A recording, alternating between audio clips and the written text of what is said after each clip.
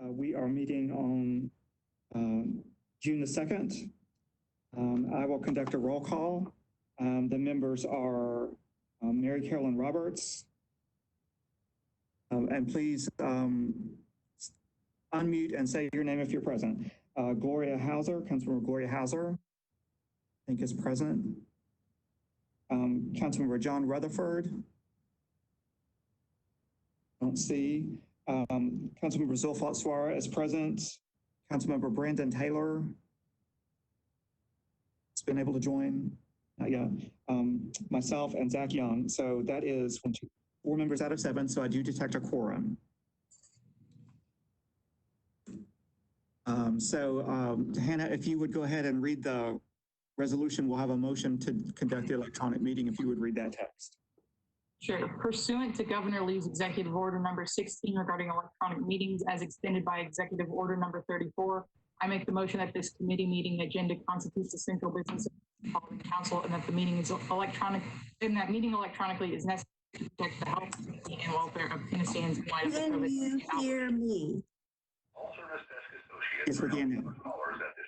Can you hear me? Brent, can you hear me? I can hear you now, yes.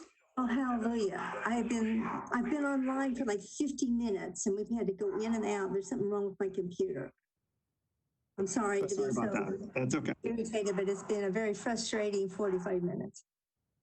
Okay, if I could get Hannah to just finish up any remaining language from that motion for the electronic meeting.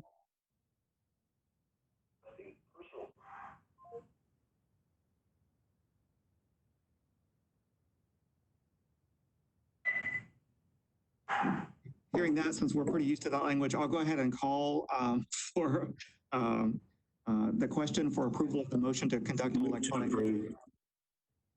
Thank you. I'll second that. All in favor, say aye. Aye. Aye. Aye. Great. Any opposed? Hearing none. Great. Perfect. So the first item on our agenda for today is Bill BL 2020-294, which is an ordinance repealing Chapter 2.160 of the Metropolitan Code and abolishing the Community Education Commission effective July 1. Is there a motion to put this on the table for discussion? Move to approve. Thank you. Second. Thank you. Could I get... Can we have questions? That's what I was going to say. Could I get someone from the... are there any questions that committee members have for finance or human resources staff who are on the call? So, Chair, this is Councilmember Suara. This particular ordinance was heard in personnel and education, and my understanding from the sponsor is that it's just for us to approve so that it moves on and really refer to the committee's next meeting, because it's possible that with the substitute that are being submitted, at that point we get to have a conversation or not have a conversation. I do want to go on record that for this particular one, I oppose it, but the sponsor in budget, finance, and also personnel and education. What we did was just approve it, not because we support it, but so that we can push it to the next meeting. I wanted to convey that since I was in those meetings, and both of this did come up. Okay, thank you. If I may invoke a little bit of privilege, if I could, if I may, with human resources and finance staff while we have them on the call. One of the things I wanted to inquire about is if this department is abolished, would this result in the loss of personnel positions, or would there be opportunities to move those positions to other departments within Metro governments? Could someone, perhaps Director Hall or someone from finance? Yes. Yes, Councilman Withers, it's Shannon Hall. I think I can help to address that. So I wanted to just let everybody know that we have been actively working with the staff members and the Director of Community Education on alternative job placement within Metro. all 4 individuals that work for community education are interested in continuing employment with Metro if that's possible. And we've had a number of really wonderful department partners reach out to us, very interested in the valuable skill sets that these staff members bring and that we could keep at Metro. So we are actively and ongoing exploring those opportunities, and I'm feeling quite hopeful that should community education, and again, I understand there's some budgets that would keep it in place and some that would not, but if it were to go away and there was not funding for this department, I'm quite optimistic that all 4 members will be placed within Metro. Thank you so much, Director Hall, for that. I know you and I have worked through a few of these things over the last 4 years as I was on committee, but are there any other questions that folks have for finance or HR regarding this ordinance at this time? I do. This is Gloria. Go ahead. Is this move to save money? Is that the main reason, or is there some other efficiency? I don't know that I'm clear on why we're doing this. If it's, you know, as I say, because of budget, or if there's a more effective way to do this, and what happens to what these folks did before. Is anyone picking that up, or is it just disappearing? What I would say is that I know I had a conversation with Mayor Cooper about his thinking about it. So it sort of is my understanding that he's approaching it from an efficiency standpoint. I think that's good, although I don't necessarily feel comfortable speaking on his behalf. But perhaps Director Hall, could you elaborate a little bit more on if these employees were redeployed to another department in Metro, would they be continuing to provide kind of similar services, but perhaps just under the guise of a different department or something like that? Do you have any information that you could share at this time, understanding that this is all a little bit hypothetical? Right. So I have not heard from any of the department partners that have shown interest that they are that they have the capacity to be able to move community education just underneath them as is.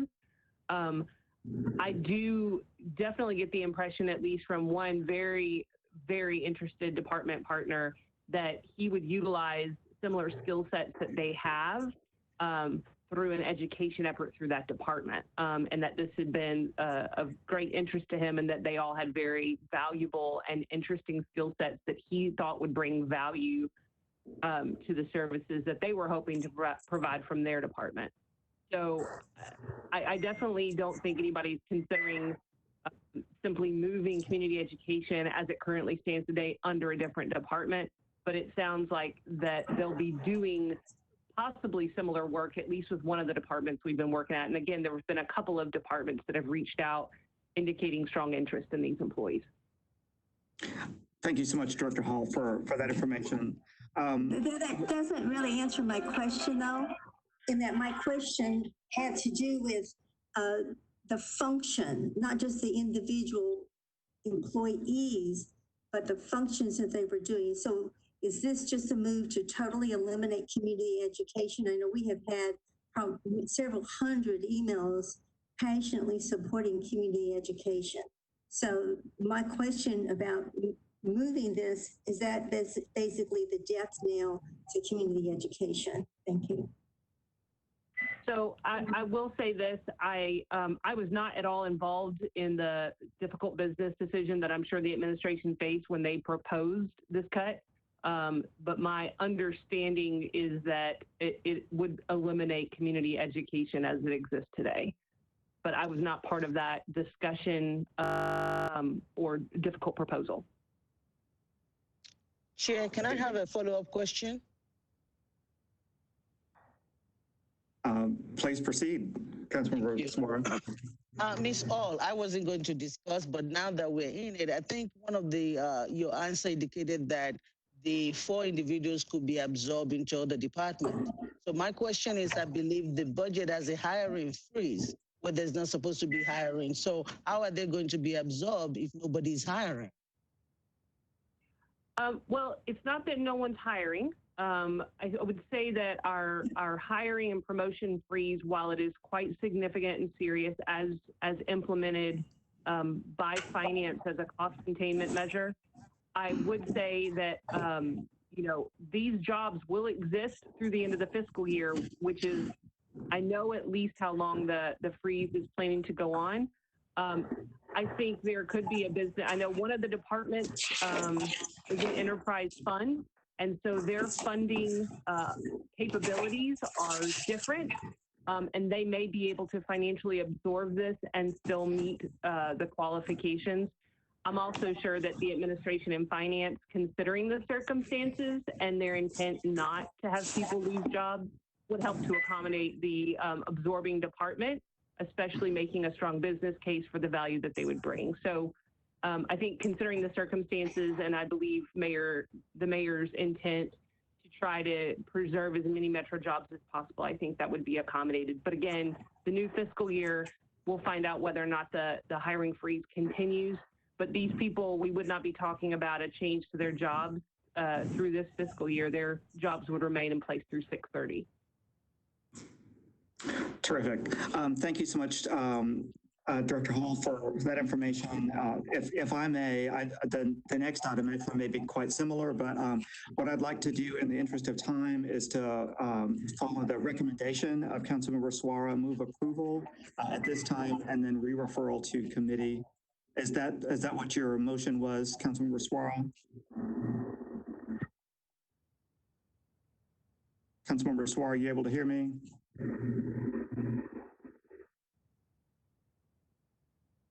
I just wanted to seek clarification if that motion would be for a deferral and re-referral or approval and re-referral. And I see that Councilmember Taylor's joined us. Since I'm not quite able to hear from Councilmember, I'm not quite able to hear Councilmember Suara, what I will move is approval and re-referral. And can I get all in favor of that? Please say aye. Keep in mind, this does not mean at this vote that we're not saying at this vote that we are eliminating. Okay. So any opposed, please say aye. Aye. Okay. Any others opposed? Okay. Great. So the motion passes, at least in our committee, and of course we'll have a floor discussion as well. I would like to move to the next item, which is Bill BL 2022-95, which is an ordinance amending Title II of the Metropolitan Code by abolishing the Nashville Career Advancement Center and moving the functions of that agency to the Metropolitan Action Commission effective July 1, 2020. Is there a motion to move this to the table for discussion? I vote. Thank you. Once again, encourage everyone to take advantage of a couple of minutes if you have any questions for Director Hall about this item. It sounds like, Director Hall, this item would be moving remaining personnel from the Career Advancement Center as well as their actual functions into the Metro Action Commission. Do I understand that correctly? Councilman Withers, that's essentially correct. There are, in this case, 12 remaining staff members at NCAC. And as this would merge with Metro Action Commission, Dr. Kroom has, I think, worked quite diligently trying to absorb as many of those staff members as possible through a new model that would be providing those services and within her existing organization. She's indicated, and she's on the line, I believe as well, that she's planning to absorb half that staff.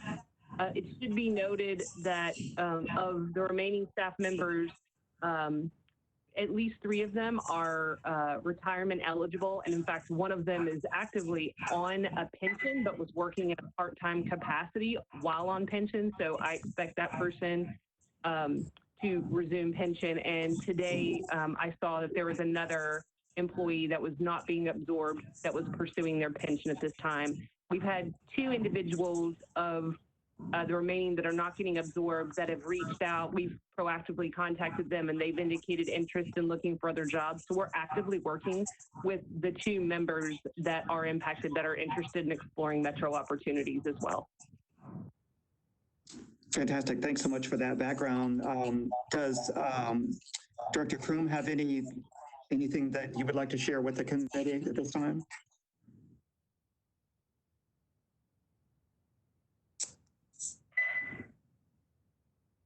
Go ahead.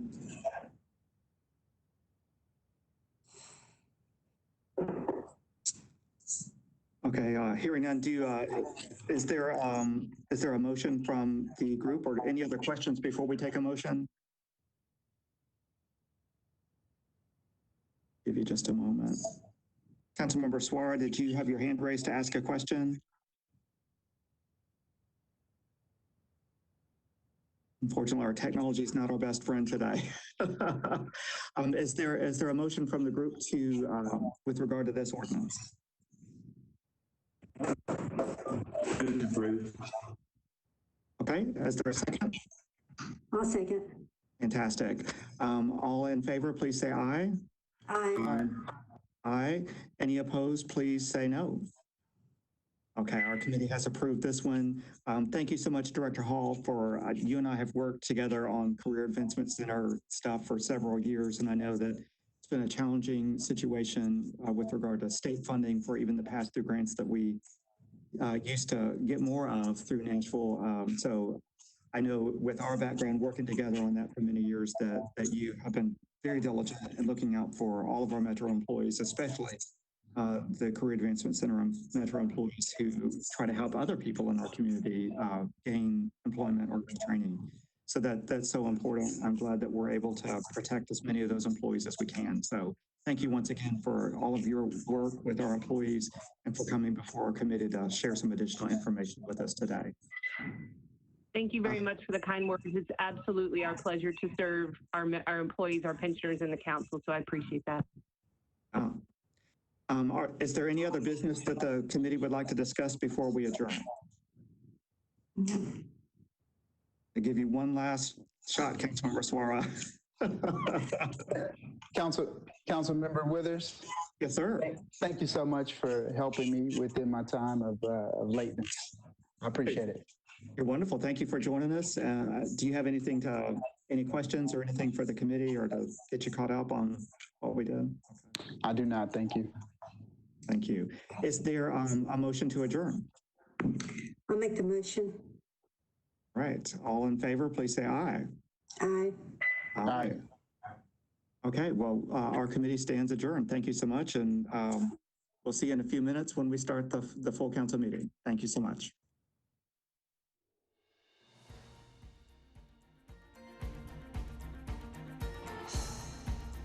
This has been a service of the Metro Nashville Network. If you would like to see this presentation again, or for more information about this and other programs, visit nashville.gov.